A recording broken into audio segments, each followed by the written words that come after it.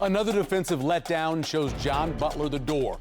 Many questions still linger, and we'll try to answer those and look ahead to signing day tomorrow. Next on Big Red Wrap-Up.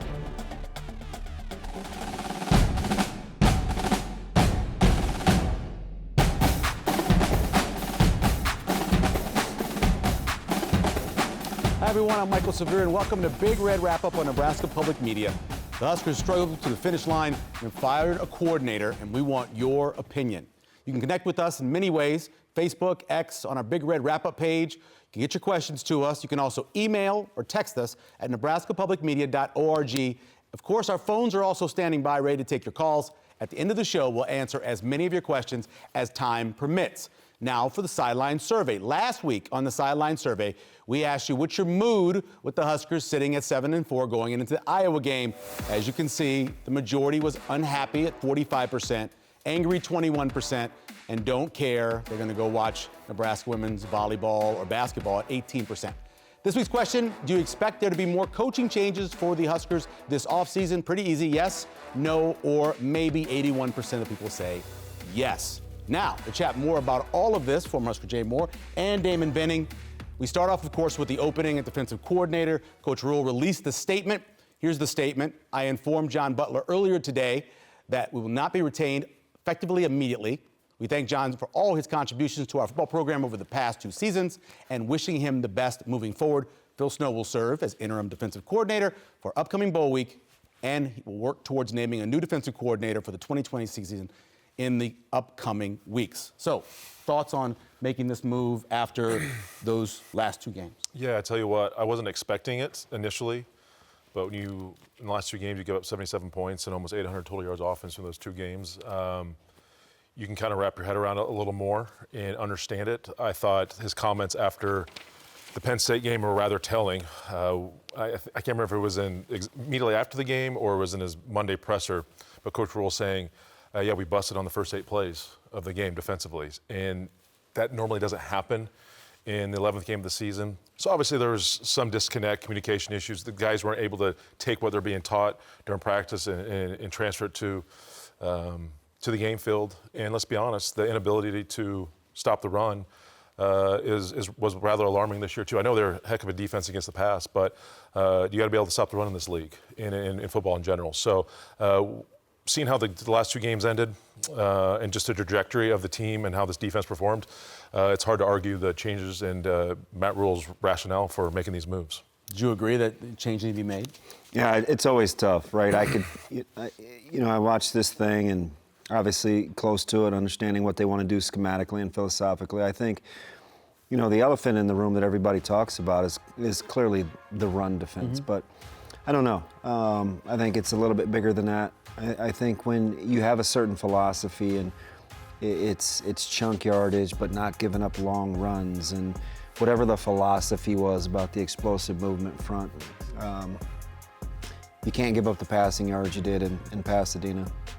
You can't give up 11 of 12 and a 181 at Penn State. Right. And you certainly can't give up 166 to Iowa. So you can reconcile the change, and you heard it after the Penn State game. I wouldn't have said it. I didn't love it with the mixed message that it sent about intimating going portaling. I think he was asking Sam McEwen's question and getting bigger guys. And, philosophically, that's not it, right? You're letting yourself off the hook with when you say things like that. And I think a lot of it has to do with just being violent, right? You want to stop the run. You need to condense gaps. You need to play with violent hands, and you need to trust. So I don't care what body types you use. I just watched Iowa finish 12th in the country stopping the run without a 300-pounder. So I never loved the big run stuffing talk. I think it's a lazy take, and I think it lets you off the hook for how you have to stop the run. You stop the run with effort and toughness, right? Size is a luxury. So I think ultimately when you're trying to sell a vision on how you want to play, but then on the back end, you're not getting that end of it done either with the deficiencies in the passing game. I mean, teams were clearly getting a bead on the over routes, then the little bender, and the concepts were really starting to put Nebraska in conflict. You line up in a 3-man front, you're playing base on the goal line. Little things like that, I think, ultimately let you let other people know you're a little off and you're not quite as dialed as you need to be. True dichotomy of defense. One of the best in the country in not letting people in the red zone. The worst in the country in allowing them to get touchdowns once they get there. It's a very strange dichotomy that how they play from 30 to 30 and then how they play going in. You hear that? I mean, I've been part of defenses where what you do between the 30s or the 20s is right. It's like, that's fine. They get down, let's hold them to 3 points. That's one for the defense. You know, that's a win. I've played, I mean, you play some elite offenses throughout the year, especially, you know, Big 12, back in my time, but, you know, Missouri's and Texas Tech's and those type of teams where it's like, hey, holding them to 3 that's a win. You can wrap your head around that and feel confident in what you're doing. But yeah, it's one thing to limit there, but then they get down there and you're just not sound. You're not solid there either. So this whole situation was stopping the run but being really good against the pass. It's like, I made this analogy the other day with somebody. It's like a golfer being able to drive a ball 350 yards, but they can't hit the green from 75 yards out. Yeah. Just to me, it doesn't add up. Doesn't make sense. You have to be able to do everything the right way. You're setting yourself up for failure. It's great. You're really good at stopping the pass, but guess what? Now this team can control the clock. You know, you're put in tough situations, you're against the chains. So, yeah, it's just the relationship of everything this year just never seemed to quite fit. Some weeks it was good, some weeks it was bad, very inconsistent. So, you know, when you talk about this and you just dissect it all mentally, you're like, God dang, yeah, I can kind of see why this decision needed to be made because frankly, just wasn't good enough. We've talked about this before, but at no point does someone look as bad as they do when they don't know what they're supposed to be doing. And at times it looked like the guys maybe weren't prepared.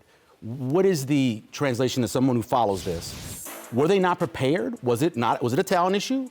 Combination of both? Why did at times it look like guys didn't quite know where they were supposed to be? Yeah, I think it's a combination of both. But I you know, as an example, there's 2 things there. Number one, you know, if I'm reading outside zone or I'm reading a scoop block, there's a way that I need to play that 45 violent, get a shoulder turn. So that's not scheme. That's base fundamentals. That's what you have to be coaching up in practice. You have to demand it. So there's that aspect of it. But also, if I have a defense and I'm designed to free up a runner hitter, and I'm +1 and I have a free runner hitter, I expect him to make that play too. So I think at the end of the day, Nebraska needed to figure out and has to figure out what it is that allows them to get so disjointed early. Yeah.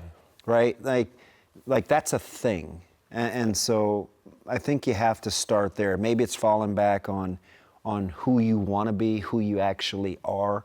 So when it gets to be crunch time like that, it's like, okay, at the end of the day, this is what we need to do. So you need to all be on the same page with whatever that is. So when it gets hectic around you, you can control some of the environment.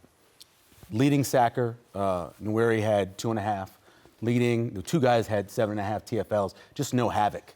0. It's really hard to be able to be in this league and not put some sort of pressure on that quarterback to force them to do something. Yeah, and I agree. You just didn't see. I mean, guys were coming free, but guys still weren't making plays. And I have to be careful because I don't want to talk out of both sides of my mouth because I was a proponent of them.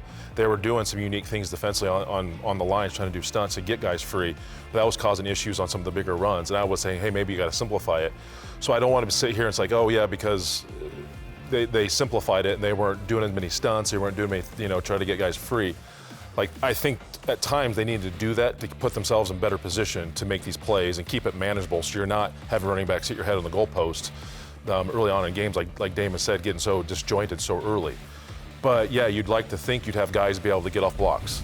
You get a 1-on-1 block as a 3 technique or a 2 technique, and you're able to button press and throw them off to the side and make a half-yard loss. You see guys maybe be able to create pressure better on the edge on a third and long, right? And it just didn't seem like that was the case. A lot of simulated pressures were brought throughout the year, and guys weren't getting home. And when guys would get free, they'd have troubles making a play. So it just never just never was able to get over that level. At times, we're like, ooh, that's a darn good defense. But then they come back the next series and just discombobulated, disjointed, and just looked like it was a whole different defense out there. So the inconsistencies of it all together with the havoc plays, giving up big chunk plays in the run game, just is not what this team needs in the Big Ten and going forward to get over this hump, to get themselves into that top 4, 5, 6 teams echelon within this conference. I think when you're a site-based defense and you adjust and you want to play on the fly, it allows you to be multiple. But you all better be on the same page, right? If you're going to be wrong together. Mm-hmm. And I think, it's easy to say now, but there were times, even during a broadcast where I think to myself, wow, they have so many automatics where if it's 3rd and 6, you'd see dime, right? Or, there'd be a personnel change. And sometimes I'm just thinking to myself, just stay base here and play ball. You said that on the goal line before the. Yeah. You know what I mean? Like, there are just some things where I would see personnel changing. And listen, I don't know everything. I'm just telling you, when you talk about philosophy and what you're trying to sell, right? Because ultimately, coordinators are, head coaches coach coordinators, coordinators coach position coaches coach players. Mm-hmm. I say that all the time. So if I'm Coach Butler or if I'm Coach Holgerson or anybody, I want to take the blueprint to the head coach and say, this is what we're trying to build. Right? And then somebody's going to look at that blueprint and they're going to say, okay, shaky structure, I like it, I don't. Okay, I can see the desired outcome. When you start losing the ability to see what the finished picture is supposed to look like, you got to kind of roll that thing up, put a rubber band on it, and get that thing in the recycling bin. So I think that's kind of where Nebraska is in terms of trying to explain what they want the picture to look like. I want to ask both of you guys this because I think during your careers, both of you at one point or another experienced this. They lost a lot of veteran leadership last year, and it's still a culture building, right? And when you get to a point where you give up a safety or a bad thing happens, it's hard to bounce back. Arizona State for you back in '96, obviously it happened a few times with you guys. How do you get over that? Even Texas. Or even, how do you get over we have to be able to deal with this pressure to become diamonds opposed to the other side? I tell you what. Burst pipes? Yeah. Yes. I was going to say mud because that's what it's crazy. I look at, I didn't start playing until my sophomore year. I was 04, and obviously we struggled with Callahan and that new staff, and first time we didn't make a bowl game in 30-some years. Yeah. But I remember going into that next year, and we got better. I got better. We got better as a defense. We went from an overfront to an underfront to better suit our talent, and kind of face what we're gonna face for the rest of the time in the Big 12. But I'll never forget. I believe it was the Texas Tech game that year where they got up big. But I remember saying, you just have to forget the scoreboard. You got to forget how much you're down, how much you're up, just every play. And I think Nebraska's done a good job of that next play mentality at times. But to me, that's when I felt like us, fairly older team, but still we were able to do that because I think we're down 21-3 against Texas Tech in 05. And also we bounced back. We took the lead in the second half. Yep. It's like, okay, now that's something you can hang your hat on. So you have to trust it, right? And I just not sure if the trust is quite there because this team is still very, very young. A lot of freshmen, a lot of sophomores on this team, and they're going to be able to learn, right? Sometimes you got to stub your toe and get banged up and take one on the chin to learn from your mistakes. And you got to get over these hurdles and kind of get thrown in the mix to learn that, hey, next play, next man up. If you make a mistake, learn from it, go get better.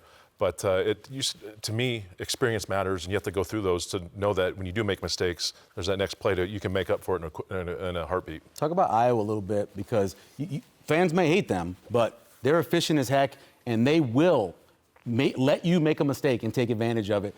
There were times where Nebraska's in that game. I mean, it's 17-16, last drive of the second quarter. You get a stop there, it's 17-16 at halftime. Yeah, worse than that, or to double down, just to accentuate your point, you get a 1-yard gain on first down with Iowa potentially looking at a 2-minute, right? So it's 2nd and 9. Yep. Iowa goes tempo. They rip off the 34-yard run. Right. Next play, you get the illegal hands to the face, and then all of a sudden your back's against the wall. Yeah. So at that point, when that drive started, they'd given up 123 yards of total offense. The handoff run game was non-existent. Yep. So what you don't want to hear in the public, like the fan base, is, hey, we're close, we had this play, because there's always those critical junctures in a game where stuff like that happens, where you're off the field in Minnesota without the PI. Yep. Then you're off the field the next series without the PI. So what you want to do is you want to culminate. You go from macro to the fan base and to the media. You don't have to get into the minutia. With your team, when you want to walk them through getting over the hump in critical situations, you clump them all together.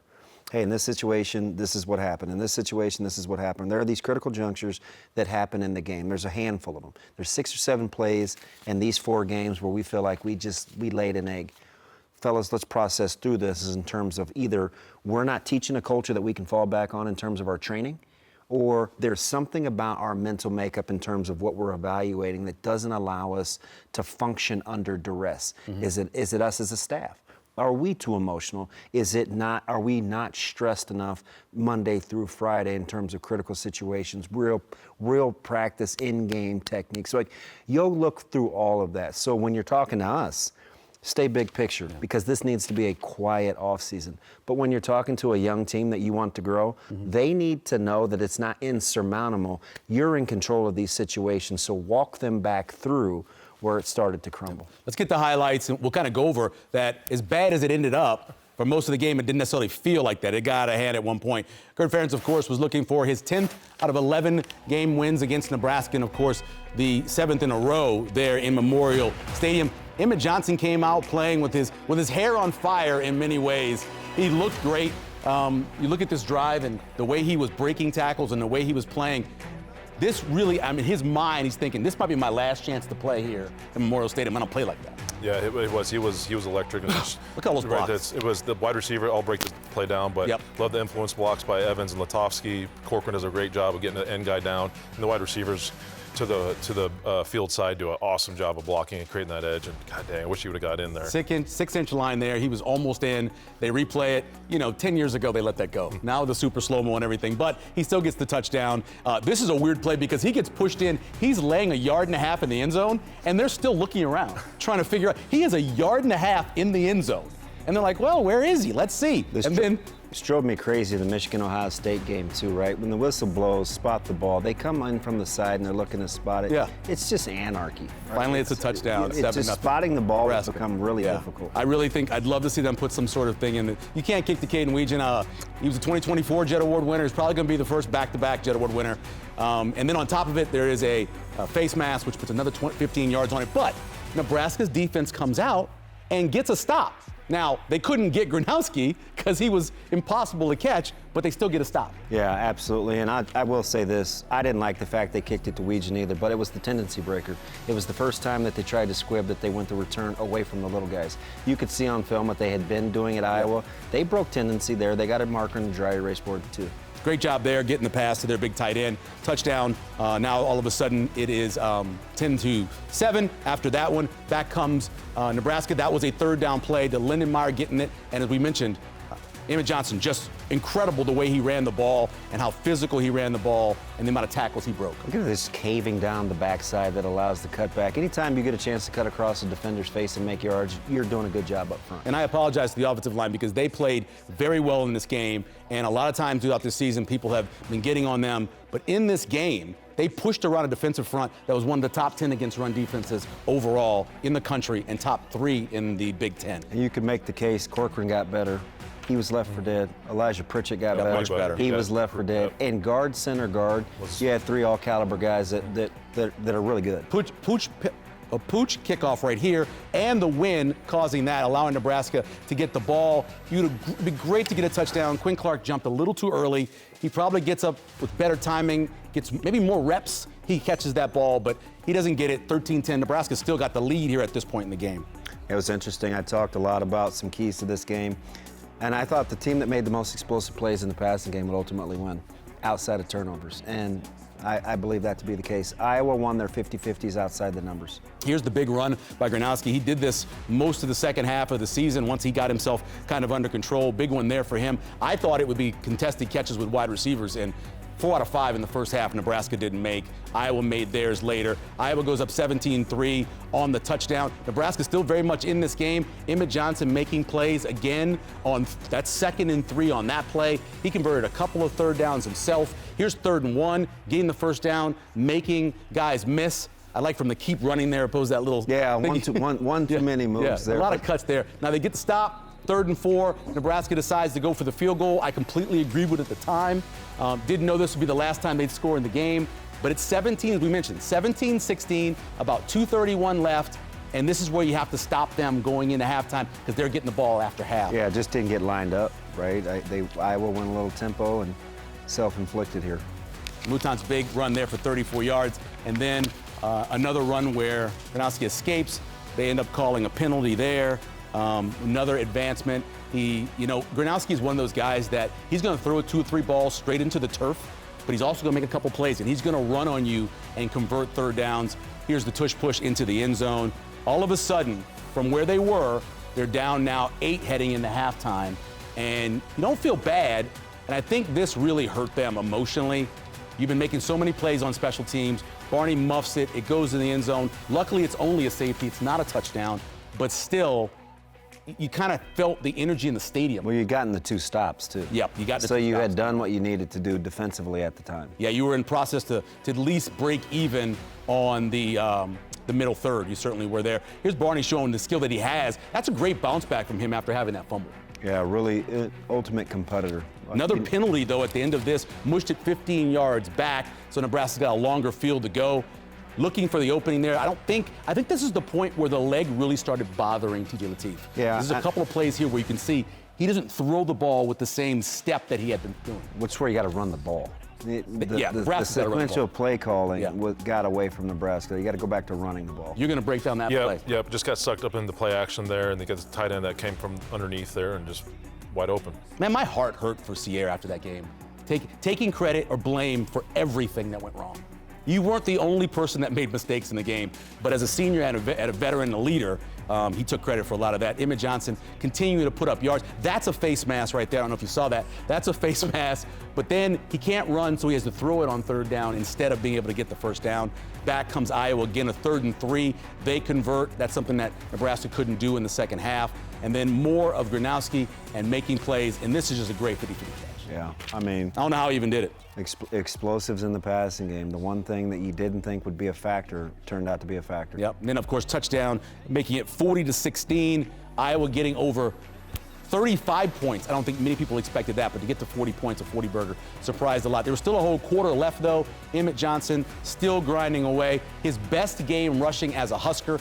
3 weeks in a row, he had his longest run of his career and bettered his numbers. The second half of the season for Emmett Johnson has just been incredible. And as a former Nebraska I-back, you gotta love to see it. I do, especially that he wears 21. He wears it a lot better than I did. It's just a heck of a player. Getting down to the 1 yard line here, and you give a chance to Harburg to run it because Lateef's got the hamstring issue, and he's got to go to the corner. Just score. Just go to the corner. This is a Be an athlete. microcosm of what went on. Just go score. Yeah, he's too good of an athlete for that. He just got to run the corner. Let's go to stats and look how that added up. Again, as we mentioned, it wasn't that big of a difference game-wise. You look at the rushing yards, you look at the passing yards, that's the biggest difference right there. You look at the conversions on 3rd down, time of possession. Nebraska's in the game for a long way before it gets to where it gets away from them. Players of the game, not a surprise. Emmett Johnson accounted for just under 80% of the Huskers' offense on Friday. And on defense, Donovan Jones finished the day with 9 tackles and a PBU. Let's check in with Jay for a closer look at the X's and O's with Jay's plays. Welcome into Jay's Plays tonight. Let's take a look at a couple plays, one good, one bad. Let's look at this great Emmett Johnson run we had early in the first quarter to set Nebraska up for a quick touchdown.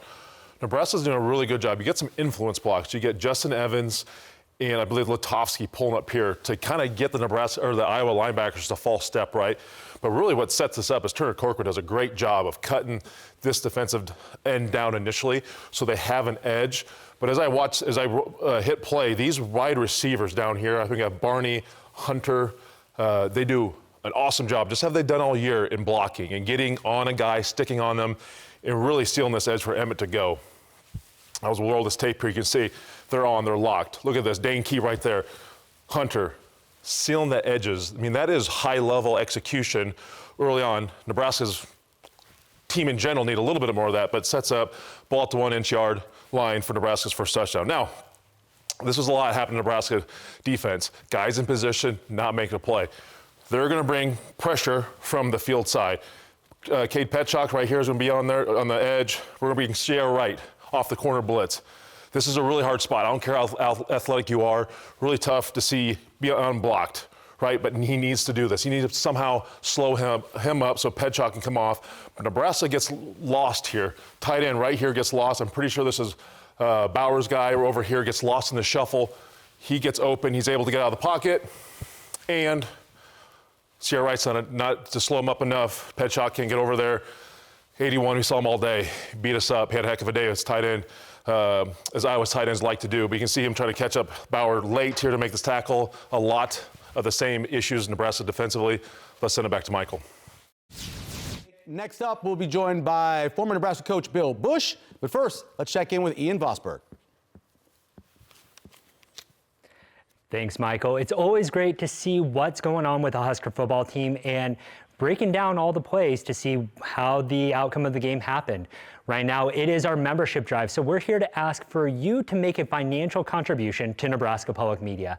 Thank you so much for being a loyal viewer and supporter of Big Red Wrap-Up, but right now, your donations make this and our other programs possible. Make your donation right now by giving us a call at 800-989-8236 or go onto our website, nebraskapublicmedia.org/donate, and we'll thank you with one of these sports gifts. When you make a donation of $15 a month, we'll thank you with the Nebraska Public Media Sports Fleece Jacket. You can see that I've been wearing it here in the studio, and I can attest it is a very warm jacket. It says it's lightweight, but it's red. It has a Nebraska Public Media Sports logo, and you'll be able to wear it at any Husker sporting event and show your support for Nebraska Public Media. Where you can make a donation of $5 a month as a Sustaining Star member. That's a $60 one-time gift, and we'll thank you with a 3-month subscription to Big Ten Plus. Last year, Big Ten Plus had over 2,700 games that could not be watched anywhere else, including 86 Nebraska events that could only be streamed with Big Ten Plus. That number to call is 800-989-8236 or go online nebraskapublicmedia.org/donate. There's never been a better time to give to sustain what matters, because your donation of any amount right now during Big Red Wrap-Up is tripled. $10 a month becomes $30 a month. $100 becomes $300. That's thanks to a generous matching gift from Margaret Hornady David of Grand Island, who is matching donated funds up to $100,000. So go ahead and make your donation right now. And when you make your donation, we have some thank you gifts available. You can make your donation of $15 a month, and we'd love to thank you with the Nebraska Public Media Sports Fleece Jacket that I'm wearing right now. It's a red fleece jacket. It says Nebraska Public Media Sports on it, and you show that, yes, you are indeed a supporter of Nebraska Public Media. When you make a donation of $5 a month, we'd love to thank you with 3-month subscription to Big Ten Plus. Your donation right now is tripled when you give to sustain what matters. This is the biggest matchup we've ever had, thanks to Margaret Hornady David of Grand Island. We want to thank you for your support as well. We'll be back one more time before Big Red Wrap-Up is over, but please do make your donation by giving us a call at 800-989-8236, or you can always go to our secure website, nebraskapublicmedia.org/donate. Now back to Big Red Wrap-Up. Thanks, Ian. Your donations help us to keep looking back at great highlights like this one from Husker history. It's the game of the century, 1971, second-ranked Oklahoma in Memorial Stadium against the top-ranked Huskers. You've probably never seen this highlight before. Johnny Rodgers getting it all started with a 72-yard punt return for a TD, man, woman, and child, tearing them loose from their shoes. And then midway through the fourth quarter, Jack Mildren hit John Harrison for his second touchdown catch of the day, put Boomer Sooner up 31-28. But Nebraska came back and answered it with a 5-minute-plus drive capped by Jeff Kinney's fourth touchdown of the game, on top of his 174 yards to take the game 35-31 onto Bob Devaney's second straight national title. How many total touchdowns did Johnny Rodgers score in the 1971 season? That's your trivia question out there as well. Just contact with your answer, and you could win a copy of Sean Callahan's new book about the Huskers, The Program, Nebraska's curated history of the Cornhuskers. This week's winner will be announced on next week's show. By the way, last week's trivia question, How many straight overtime games have the Huskers lost? The answer is 7, and the winner is Rod Yonigada. That's how it's pronounced. I don't know if that's correct or not. But let's be joined now by former Husker coach Bill Busch joining us here on Big Red Wrap-Up. Coach, how you doing? Great. Thanks for having me again. Appreciate that. We appreciate you taking the time. Never easy, obviously, for a coach to get let go. Can you talk a little bit about what you saw from this defense, especially the last couple of weeks that led to the defensive coordinator having to be let go? It is. First of all, it's very difficult. This profession, I've always said that we choose it. And so long hours, long times, hard life, we did choose it. And so that's part of the game. So I've never been part of like, man, you really got to feel sorry for us on these cases. But it's always tough for any time that someone is let go, because that's a parent, that's a lot of things going on with that.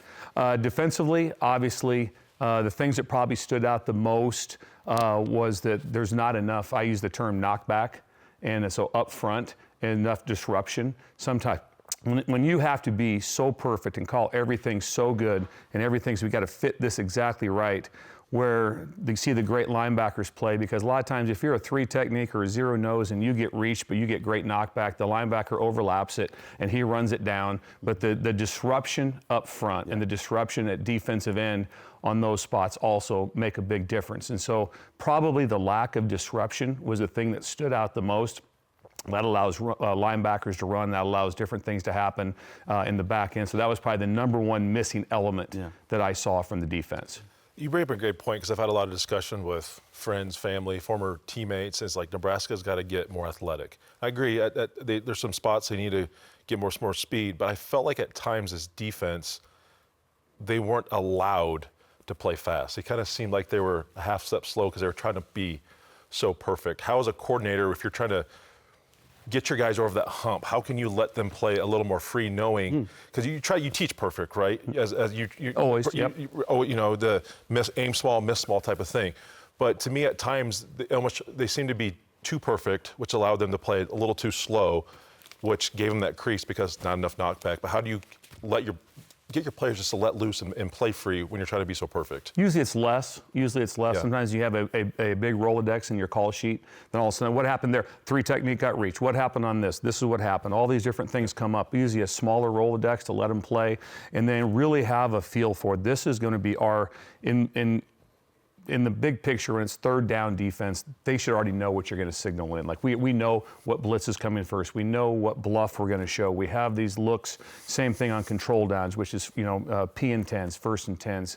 Those downs that you're controlling the play. What can make me play the fastest, and what calls are the ones that we know we can execute the best? And so it's what do they feel the most comfortable with? That's always a problem. Like I said, we drop things on Thursdays or Fridays that you know they're not able to handle, because you don't want to put them in those spots. And so there's certain things that guys can just do and make sure that those guys are in that spot. It's kind of like touches in offense in a way like that. Make sure we get touches to this certain player. Like offense did a really good job. Emmett was their best player, so he got the ball a lot. Defense is the same type of mentality of what can I call that all 11 feel really good about the call to make them, hey, let's go play fast and let's go. You've done it on all angles, but in particular the secondary, we focus a lot, and I like the whole knockback thing too. Just the lack of violence and constricting holes, I think, was a big deal. But marrying secondary coverage and run fits with how your front wants to play is critical. How long do you think it takes for the trust to happen, or what has to happen for the trust to happen? So second level knows, okay, he's a weak side A gap run fitter. I'm fitting, I'm weak side B, and then safeties and alley runners can fit off of that. Like, they just seem to be a little disjointed, whether they wanted to fit out of quarters, or whether they wanted to fit out of 2, or corners were always in like run conflict. What's that progression look like for you to trust to fit out of the third level? Yeah, it's a big part of it. Every call you would make has to match up with immediately with, and there'd be a lot of communication, which Jay would know. There's a lot of, we used to use the term "I'm here" calls, different calls that allow backers know that I've got a safety coming down. The one thing that a few years ago back when I was in a unique situation and taking over late, there was a lot of drop down safeties, and so the change I made was we didn't drop down anymore. We lined up down. And so that way you Just didn't played have- with 8 in the box. just did, you know what, we're just going to put 8 down here instead of trying to be having them worried on the other side whether or not, is that a 2 high look? They're getting quarters, but now it's going to be a 1 high look.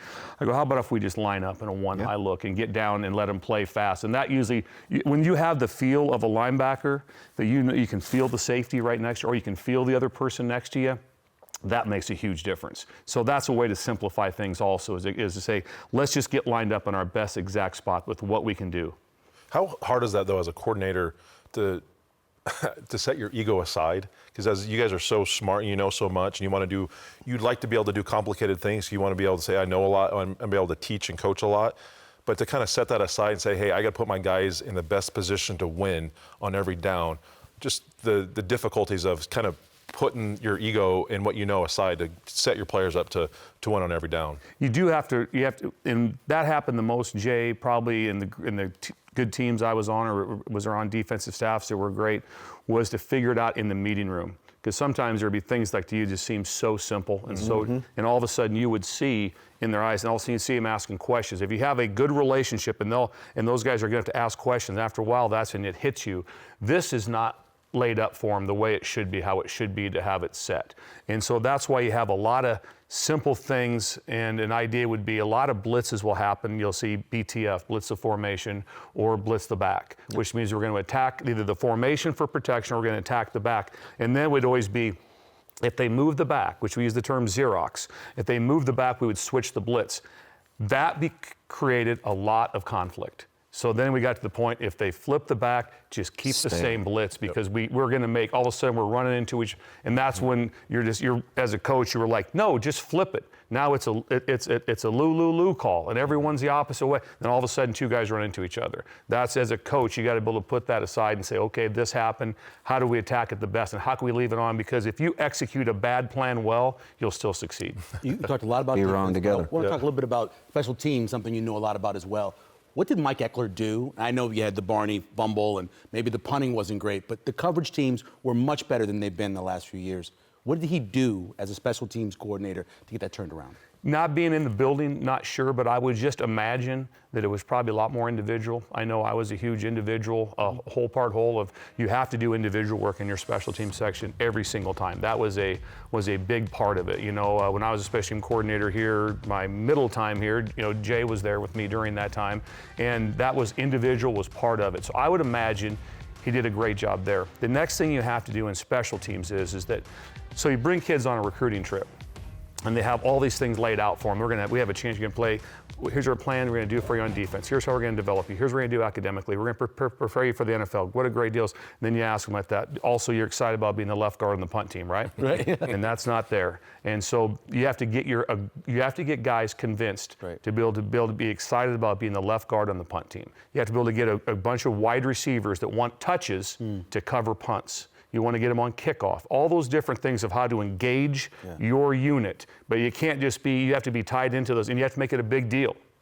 And so that was, I would imagine that's what he did well, was he was able to get the football community from within on his side. And he had, like I said, you have to have culture, your best players have to be your hardest workers. And so I'd imagine that's what he did, is he got great players in good spots, and he got the culture for it, that it was a big deal. I mean, I know it, because it should be embarrassing if you're not starting on the punt team. That's what Urban Meyer taught me right away, is invite only. And we changed that when Mickey took over here, and the punt team ate first at dinner. And so you want to be on the elite, you better be on the punt team. If you're not, don't come talk to me. Go ahead, DB. How would you handle rigor, right? With today's college game, it's a lot of space, a lot of pace. The game has evolved. How would you handle rigor to be as physical as you think we need to be to play in this conference? Well, obviously, there's a certain thing with it. Charlie McBride taught me, obviously, just his birthday the other day, I had a chance to talk to him, but Charlie taught me you only have so many train wrecks in you. And so you can't just beat people up either. You got to have guys ready to go to play on Saturday. And so you have to have your reps count. So during the week, it's so important that the quality of great reps and that are full speed reps, especially O-line, D-line, to have enough contact and enough to have that feel for what it's like to put hands on people. Because those O-line, D linemen, they're different. They're putting hands on people every play, and it's hard.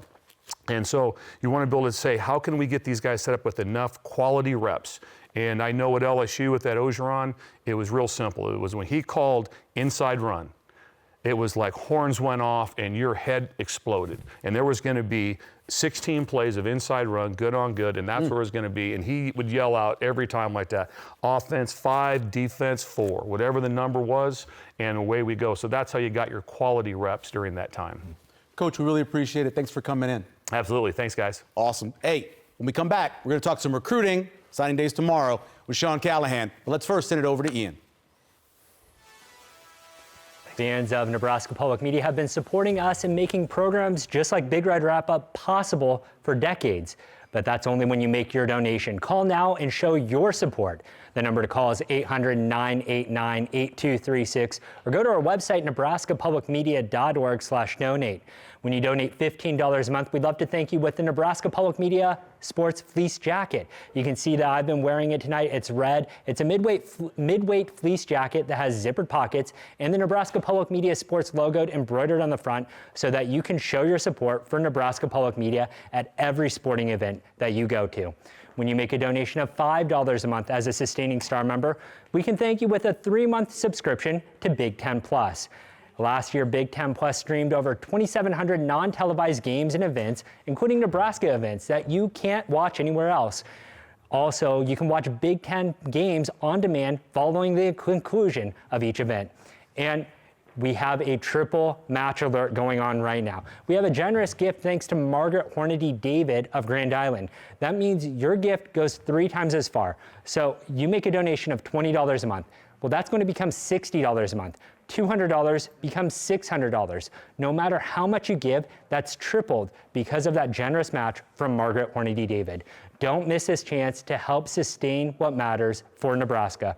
That number to call is 800-989-8236 or go to our website, nebraskapublicmedia.org/donate. Every single year, Nebraska Public Media, we have over 200 hours of live sports coverage. For public media stations, that doesn't happen hardly anywhere else. There's only a handful of stations across the entire country who are doing what we're doing, and we're able to do it because of your financial support. We have the Nebraska High School State Championships. We just had volleyball and football, but we also have basketball, wrestling, bowling, baseball, and softball. Well, you help broadcast all of these, including Husker volleyball, Creighton volleyball, soccer, baseball, women's basketball. This is all possible because of your support. And if you haven't seen it yet, check out Behind the Scenes of Nebraska Public Media Sports. It's our new documentary that shows the dedication of our sports crew. And it's only possible because of your support. Go ahead and make that donation right now, 800-989-8236, or go to our website, nebraskapublicmedia.org/donate. We'd love to thank you with that Nebraska Public Media Sports Fleece Jacket at $15 a month. Or if you make a donation at $5 a month, we can thank you with a 3-month subscription to Big Ten Plus. Again, that number to call to have your donation tripled is 800-989-8236, or you can go to our website, nebraskapublicmedia.org/donate. And thank you to all those who have donated, and thank you so much for watching. Thanks, Ian. Top givers to the Friday's top plays, starting off with the pooch kick that had Caden Weegent really not knowing what was going on. Nebraska recovers that. It's a big play in the game. Only leads to a field goal, but still using the win, knowing the win in your stadium, took advantage of that. And, of course, the big play of the day, Emmett's 71-yard. It's 70 really because that 6 inches they didn't give to him because of the touchdown. But all the blocking, Jay broke it down earlier, wide receivers doing their job, Turner Corcoran getting the cut block, and then Emmett almost getting in. Great replay here in slow-mo, just seeing the knee and then the elbow as he dives for the end zone. It's very dramatic. It's almost like NFL films. But, of course, they get in there next. Let's talk to Sean Callahan. Tomorrow, of course, is recruiting day, signing day. It's not what it used to be, but still 10 new, at least 10 now? Yeah, we're expecting 10 now. They added one more today. Michael Sarkissis, a kicker out of Australia. A place kicker. A place kicker, not a punter. Right. And that's interesting because usually when you think pro kick Australia, you think punters. But and this is not any indictment on what they currently have. They just want more depth. Kyle Cunanan, John Hull, they like both those guys, but they want to have another guy as well. to come in. So Mike Eckler goes to Australia. That will be the 10th edition. And you mentioned signing day, not what it is. I mean, coach is not on the road right now. Right. This is a completely different feel, but it will be the smallest class that we've seen in Nebraska, really in the modern day history of recruiting. As I think Nayland Scott is probably a good receiver. Larry Miles, a couple receivers. Danny Odom, though, probably your highest profile recruit in this class. Rule, the running back, is the one who really intrigues me. Yeah, Jamal Rule. I think he, with the situation at running back, is a guy to watch for next year. I also like Luke Sorensen, the tight end. Got space for him. And they were very high on him. Good tight ends in the state this year. A couple at Millard South, obviously, but Sorensen was their guy that they wanted from the get-go, that they recruited. And I think they're really pleased with what he's going to bring to the table. Probably have a chance to contribute his freshman year. Next week on Big Red Wrap-Up, we will go through each and every one of the new Huskers that will be joining Nebraska at our normal time, 7 p.m. Central, right here on Nebraska Public Media, Facebook Live, and YouTube Live. We'll also look ahead to what Nebraska could be looking forward in the portal. A big part now of what this is all about is not only you have this signing day, but you're recruiting your own players too. Mm-hmm. How important is that to be talking to these guys to make sure they know you want them and so they don't go out in the portal? Yeah, I think it's huge. But I think one thing as a coach, and Coach Rule's talked about it, and I think they have as a staff, you kind of know what's happening. Yep. Guys are being contacted. A lot of these guys will tell and show you. And sometimes it's for leverage. Sometimes it's because they just want to know and they're not going anywhere. But when you have a senior class with only, whatever it was, Saturday, 19 guys, right, you knew that this class wasn't going to be big. It's in hopes to retain a lot of what they have right now and only to supplement through the portal. So keeping especially your young nucleus, you got a lot of young guys that you like. I think keeping those guys around and encouraged will be huge. How big is it, how important is it to keep Dylan Raiola? I just think you got to let things continue to play out. I mean, I think we've got a good month of this still, but he's with the team right now, going through rehab, everything, but it's TLT for the bowl game. I don't know if we're done there yet. I'll just say that. I think there's a lot that's going to play out with this quarterback room, the future and what direction they ultimately go, because it is hard to pay two quarterbacks a lot of money. And, there'll have to be a decision how this plays out, because Dylan Raiola is one of the highest paid players in college football right now. Yeah, we moved to those young defensive linemen. How big of an offseason? Well, first you got to keep them. But Keona Davis, we know that. Williams Nwaneri, those guys, even Van Poppel, guys that are very young. Yeah. Developing. 100%. You got to take what you've done well this year and learn from that and say, okay, how can I improve? But also, biggest thing is, where do I need to improve? And I think, obviously, things could change. I don't want to say drastically. I think Coach Rule is still going to implement the 3-3-5 defense with the new coordinator coming in next year, potentially. But understanding what you did well, where can you improve? And Cade Petchock as well. I mean, that was really, really good play as a true freshman. So there's a lot you can hang your hat on, but again, it's just the approach of, you don't have to accomplish it all in one day, just that 1% each day and getting better, understand what you've done well, but ultimately, what do you need to improve on the most? You saw him a lot. What about Tyson Terry? It's a guy that obviously couldn't play this year, coming off that. How important is his size and his athleticism being on that D-line next year? Yeah, I think number one, it's his toughness, right? His willingness to do what he's told. And he's one of those guys that can do hard things every day. He doesn't have any problems with rigor, and he doesn't need a babysitter. So I think that's what you start in terms of model behavior. Now, do you want a redshirt freshman kind of leading the way? Probably not in this conference, but if anybody's capable of handling rigor in a day-to-day grind, it's TNT. Now, let's talk bowl game. Looking like one of the two Vegases, either Vegas or Nash Vegas, one of those two places. Yeah, I would say it's Las Vegas. I think internally everything is being prepared. I think there's even some maybe advanced looking at Utah right now. So Las Vegas picks before Nashville. They're very interested in Nebraska. Makes sense. In Utah, this could be Kyle Whittingham's last game. We'll know, I think, this week kind of what his plan is going to be, but that will get a good crowd there too, between the Nebraska fans on the West Coast, and then obviously Utah can drive there. So you will have for that bowl game, they've generally only drawn 30,000 people. You could have over 50,000, I would think, for a game with Nebraska and Utah there. Maybe not the most appealing to be New Year's Eve on Vegas, but it is a place that I'm sure Nebraska fans would want to go. Yeah, I mean, it's still New Year's Eve in Vegas. It is New Year's Eve in Vegas. I'm not complaining. No DB's not either. There's a lot of. Oh no! Actually, I kind of am. I'm 56 years old. I'm going to bed. Old. A week at the Mandalay Bay for you, DB? There's a lot of. Been there, done that. I've had my bachelor party Yeah, was I know. there. I was just there for Big Ten Media Days. Yeah. I'm over Vegas. There's a lot of action you can find yourself getting into. I think Nebraska fans are going to travel well No matter what, to yep. Nashville or to Las Vegas. It's like, hey, do you want to get in trouble at Broadway, or do you get yourself in trouble at the craps table or the blackjack table? So pick your poison. Yeah. Let's take a look around the Big Ten. 6 o'clock Saturday night, Fox, Big Ten championship game, putting 1 versus 2, and it absolutely means nothing. That's the great thing about this game. It really means nothing.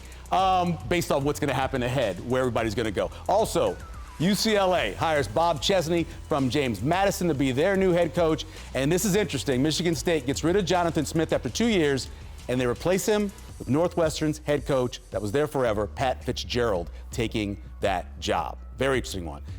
And, of course, on top of the conference, you can see that Indiana and Ohio State, first time having 1 versus 2 in the Big Ten championship game. Oregon, Michigan, USC, Iowa. You have a bunch of teams sitting at 5-4 on the second page. Nebraska right at the top at 4-5, 7-5 overall. And you see Northwestern, one of the 2 teams that had a tie or winning record that Nebraska beat this year, gone all the way down to Purdue, not winning a game. The conference ended up with 11 bowl-eligible teams this year. Let's take a look at the rankings and brackets. Ohio State 1, Indiana 2, Oregon 5, USC sitting there at 15, Michigan at 19, and Iowa at 25. Or is that 23? I'm sorry. It's 23. Thank you very much.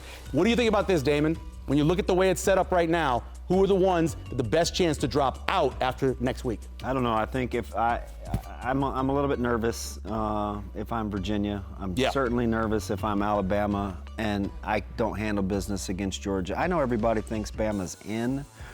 I don't know. Georgia's playing well. Yes. And, you know, BYU's in a little bit of trouble. Texas Tech, safe as a kid. And we say that the Indiana-Ohio State game is for nothing. Seeding may be critical here before this is all done. Yeah. Yeah, you don't even know, like, do you want to have a bye? Do you not want to have a bye? What do you want? You know, Now you do. It's only the second year. I think now the bye is better. Is better because now. they restructured the bracket. Yeah. Right, yeah. We'll see how that works out. Ohio State's been playing with buys. Those guys are pretty fresh. Right? They've been They pretty sat good. Jeremiah Smith and Tate before the Michigan game. Those guys barely play 4 quarters. Before we get to the viewer questions, let's see what you thought about the future coaching changes for the Huskers. 82% say we should see some more changes. Only 4% no, and 14% took the maybe easy way out. Let's take some questions from our viewers. Tom wants to know, do you think we'll be running a 4-3 defense going forward? I don't think so. I think he's pretty. I mean, I've been wrong, but plenty of times before. I think Rule's committed to 3-3-5. I think he likes that. I think So- you could say. I think you could see him playing some even front, right? Whether they play with 4 down or not, it just depends on what happens at the linebacker spot. That's probably more the precarious spot than it is the 3-3-5. I think your linebackers have to be able to play a little bit different, playing behind a true 4 down than you do with a 3 front and having 5 DBs fit behind you. You talked about it, you know, there really weren't 3 linebackers they felt comfortable having on the field at the same That's the time. thing. So they've got to get better there, of course. Ron says, why does no one ever discuss the DC taking resources from the front, D-line, and LB? I don't know what he means by that, but I know you did have very young coaches at those positions. Thoughts on what's happening with Terry Braden going forward? I think all bets are off. I mean, the new coordinator is going to come in, and he's going to make some decisions. I mean, I think Addison Williams is probably the one guy that, you know, is kind of the made man, the guy that they're really high on, what he brings as a recruiter, what he brings as a coach. I think after that, the new guy is going to have a lot of autonomy to figure this out, whoever that is. And I think we're going to know that new guy before the bowl game. And, you know, this thing will move probably in the next week or 2. Another phone caller, DB, and I wonder about this too. We expected Harburg to have some unique plays in it, be able to see the field more, use his athleticism. Why do you think that didn't end up happening? Yeah, I don't know. It's interesting. I thought the last 2 games in particular would be tight end games. Maybe the play calling and how you wanted to design the offense without Dillon playing quarterback maybe impacted that. But I looked at kind of the athleticism and the evolution of his play, and I wasn't as enamored with when he started. He's too big. I was just getting ready to say, I think he's too big and he's just too muscle-bound. That's what I thought. Trying to prepare for the rigor of being an inline blocker, where I think he lost a little bit of his athleticism and explosiveness. Yeah, I'm sure they talked a lot about that with him, making that transition to being a blocker. This is a funny phone call because this is, why does the O-line not cut block? And we just saw it on the highlight do. with Gork. Trust me, there's plenty of cut blocking, especially going backside. Those guys will definitely, and on the screen pass as well, you see it quite often. You have a favorite for defensive coordinator? A couple of different people asked that question. I mean, it's early. I mean, I can tell you Coach Rule's phone is ringing a lot. I mean, I think there's a lot Oh, I of bet. interest around the country.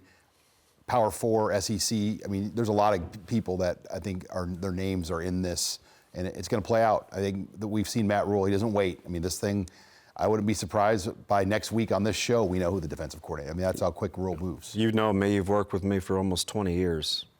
I'm probably the only guy in Nebraska that honks for Justin Wilcox Oh, I'm with you. unnecessarily. So, Genius. Justin Wilcox is the guy that I like, given my druthers. You know how many times that man won money line bet for me? I love him. I mean, we've been talking about it for 15 for years. I love the guy. So, do we believe that Dana should get some consideration in terms of the criticism for the low points per game on offense? I do, absolutely. Yeah, I just think for as accomplished and as good as he is, you have to kind of dial it back, right? Can you teach an old dog new tricks? I think there's a few, right? There's just some series, some play calling where I think the ground game and the commitment to it got away from Nebraska, and in particular in the third quarters. Real quick, Sean, should it be a concern that the class is so small, or is that just a part of roster management? It's part of roster management and the money. I mean, you can't. They're holding their money for the portal, and you're probably going to see Nebraska add about 10 portal players. And that's going to not be cheap. So at this point, you want a good mix of high school with portal. That's the plan right now. Makes sense. Let's go to your burning question. Yeah, burning question. What will January 2nd bring when the portal opens, with this roster? And then obviously what additions? I think Nebraska's going to look heavy on both the O-line and the defensive line. And can you establish an identity? Say it out loud and be committed to it in 2026. What do you want this team to look like with regards to how you want them to play? Nebraska's got back-to-back bowl preparations. Yep. We've had this a long time. Can this team take advantage of these additional practices, get better, and go and fight and win a bowl game? Yeah. Who plays in the bowl game? Will TJ Lateef be completely healthy from his hamstring? Will Emmett Johnson play in the bowl game? Those are a lot of questions we have over the next few weeks. For our ideas on the bowl location, check out the prediction on Facebook, X, and the Big Red Wrap-Up webpage. And next week, Big Red Wrap-Up will be right back here to recap all the happenings from signing day at 7 p.m. on Nebraska Public Media. You can also tune in on Facebook Live, YouTube Live, and our website, nebraskapublicmedia.org. Special thanks to Bill Bush, Jay Moore, Damon Benning, and Sean Callahan, and my Uncle Gene, too. I'm Michael Severe. We'll see you next week here on Big Red Wrap-Up.